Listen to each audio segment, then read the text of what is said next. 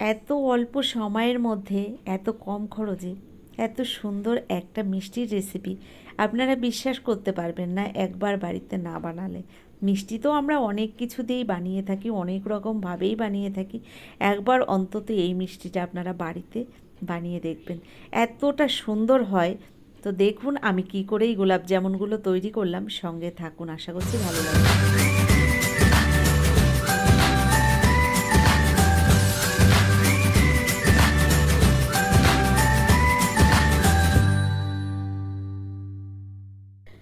আমার আজকের রেসিপি গোলাপ জামুন।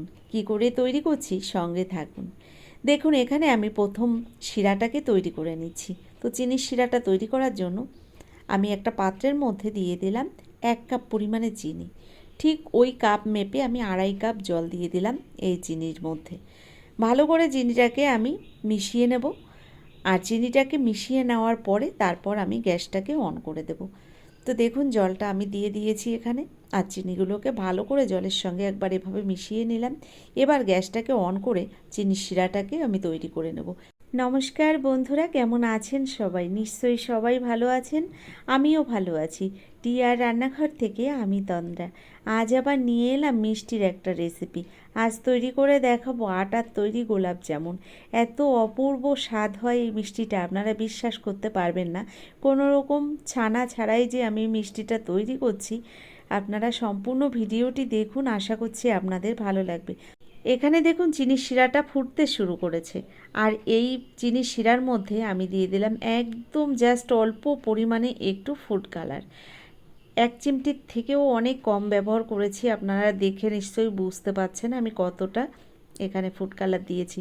এটা একদমই অপশনাল, আপনাদের কাছে যদি ফুড কালার থাকে আপনারা দিতে পারেন। আর যদি আপনাদের এটা পছন্দ না হয় একদম দেওয়ার দরকার নেই। এটা জাস্ট কালারের জন্য আমি দিয়েছি, এতে কিন্তু স্বাদের কোনো ডিফারেন্স হবে না।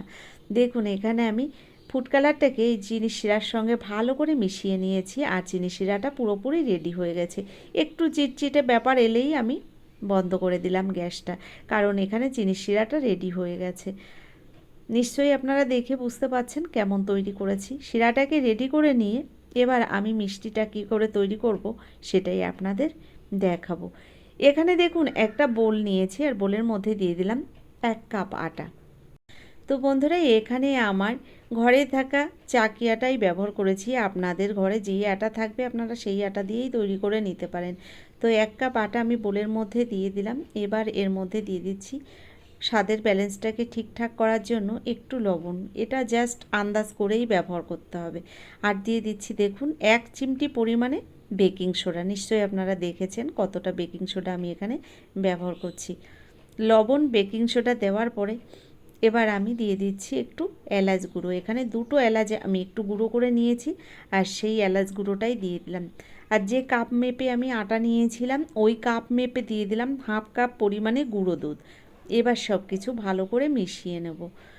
বন্ধুরা আমরা সাধারণত মিষ্টি তৈরি করার সময় এলাচ দানা বা এলাচ গুঁড়ো এগুলো কিন্তু চিনির শিরার মধ্যেই ব্যবহার করে থাকি। এক্ষেত্রে কিন্তু আমি আটার মধ্যেই দিয়ে দিলাম, কারণ চিনির শিরার মধ্যে কিছুই দেওয়ার দরকার নেই। আটাতে যেহেতু মিষ্টিটা তৈরি করছি, তাই এখানে কিন্তু আটার মধ্যেই আমি এলাচ গুঁড়োটা ব্যবহার করেছি। এলাচ গুঁড়োটা দেওয়ার কারণে মিষ্টিটা খেতে কিন্তু আরও অপূর্ব টেস্ট হবে। দেখুন ভালো করে এভাবে হাত দিয়ে কিন্তু মিশিয়ে নিতে হবে সব কিছু। আমি প্রথম চামচ দিয়ে মিশিয়ে নিচ্ছিলাম, তারপরে হাত দিয়ে সুন্দর করে মিশিয়ে নিলাম। এবার দেখুন এখানে নিয়েছি আমি প্রায় 100 গ্রাম পরিমাণে টক দই। আমি এই মাখাটা কিন্তু টক দই দিয়েই মেখে নেব, আপনারা চাইলে কিন্তু এখানে লিকুইড দুধ দিয়েও মেখে নিতে পারেন। তো আমি এখানে টক দই ব্যবহার করেছি।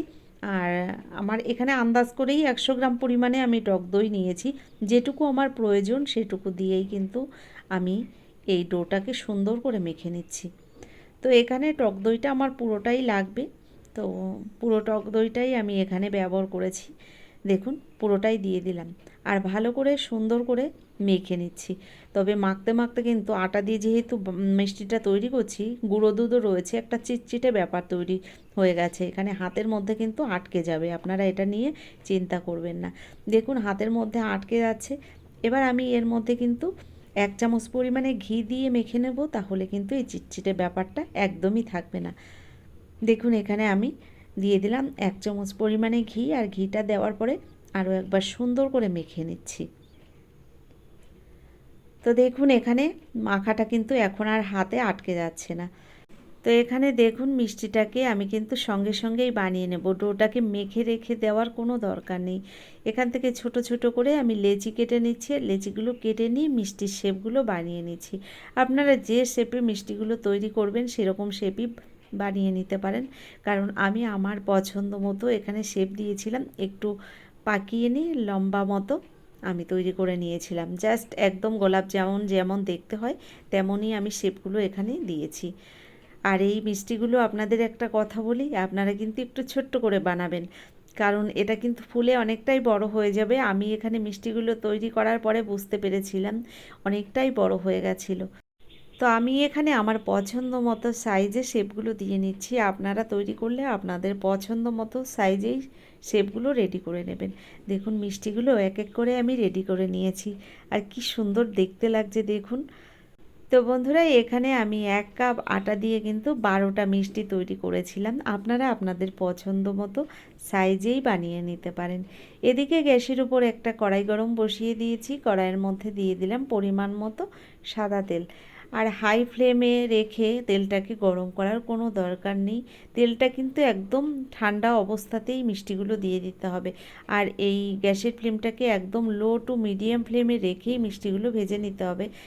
টাইম ধরে আস্তে আস্তে সুন্দর ভাজা হয়ে যাবে, আর ওপর দিয়ে দারুণ একটা কালার চলে আসবে। তো আপনারা একদমই এখানে হাই ফ্লেমে মিষ্টিগুলো ভাজবেন না, তাহলে কিন্তু মিষ্টির ভেতরে কাঁচা থেকে যাবে আর ওপরটা একদম পুড়ে কালো হয়ে যাবে। তো সব সময় মাথায় রাখবেন লো টু মিডিয়াম ফ্লেমে রেখে এই মিষ্টিগুলোকে ভেজে নেওয়ার।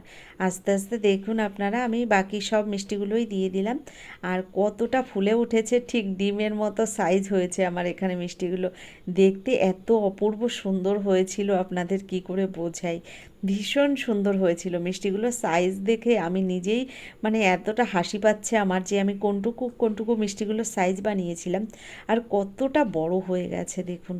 মিষ্টিগুলো কথা বলতে বলতে ভাজা হয়ে গেছে, এবার আমি নামিয়ে নেব।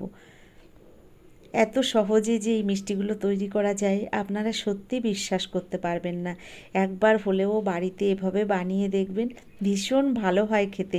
আটা দিয়ে তৈরি করেছি বলে মিষ্টির যে দেখতে সুন্দর হবে, খেতে ভালো হবে না এটা নয়, কিন্তু খেতেও দারুণ হয়েছিল। দেখুন মিষ্টিগুলো একদম পুরো ডিমের মতো সাইজ লাগছে। এবার মিষ্টিগুলোকে আমি চিনির শিরার মধ্যে দিয়ে দেবো। তো এখানে চিনির শিরাটা একটু গরম হয়ে গেছে, আর আমি গরম অবস্থায় মিষ্টিগুলো এক এক করে চিনির শিরার মধ্যে দিয়ে দিচ্ছি। তবে এই শিরাটাকে একটু ফুটিয়ে নিয়েই আমি নামিয়ে নেব। বেশি টাইম ধরে ফোটানোর কোনো দরকার নেই, জাস্ট একটু ফুটে উঠলেই আমি গ্যাসটাকে বন্ধ করে দেব। দেখুন কত সুন্দর এই চিনির শিরার মধ্যে ওপরে মিষ্টিগুলো ভেসে উঠেছে।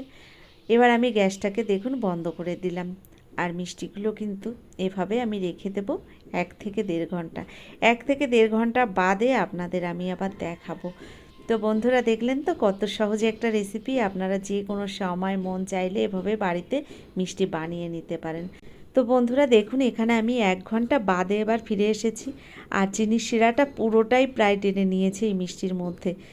আমি যে শিরাটা বানিয়েছিলাম দেখুন এখানে একটুখানি শিরা রয়েছে, আর পুরোটাই মিষ্টির মধ্যে টেনে নিয়েছে। একদম তুলতুলে নরম মিষ্টিগুলো যে এত অপূর্ব সুন্দর হয়েছে, যেমন দেখতে হয়েছে খেতেও কিন্তু দারুণ হয়েছিল। তো বন্ধুরা কেমন লাগলো আমার এই গোলাপ জামুনের রেসিপিটি? যদি আমার এই রেসিপিটি আপনাদের ভালো লেগে থাকে, এখনও একটা লাইক দিতে ভুলে গেছেন, একটা লাইক দিয়ে পারলে আপনাদের বন্ধুবান্ধবের মধ্যে ভিডিওটি শেয়ার করে দেবেন। আর যারা এখনও আমার চ্যানেলটিকে সাবস্ক্রাইব করেননি, অবশ্যই আমার চ্যানেলটিকে সাবস্ক্রাইব করে আমার পাশে থেকে যাবেন। অসংখ্য ধন্যবাদ এতক্ষণ ধরে ভিডিও